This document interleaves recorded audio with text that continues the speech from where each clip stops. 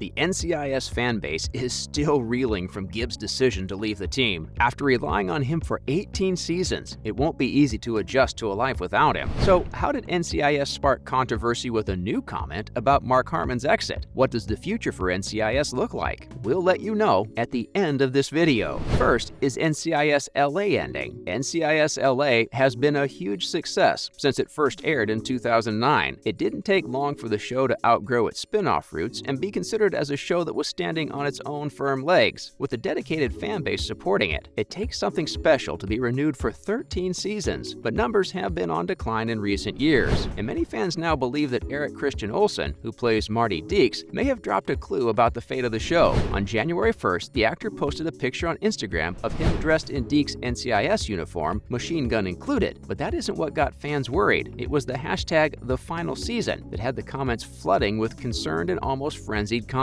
Olsen is the only one of the cast who made any suggestion that NCIS LA might be ending, and it's still possible that just meant it would be the last season for him. This seems to be the first we're hearing about NCIS LA ending. There has been no response from Olsen to calm the frenzy, and CBS still hasn't renewed the show for a new season. It wouldn't be the first time that NCIS LA got renewed deep into the current season, but with the end of season 13 in sight, could it be Olsen accidentally giving the rather unwelcome surprise away?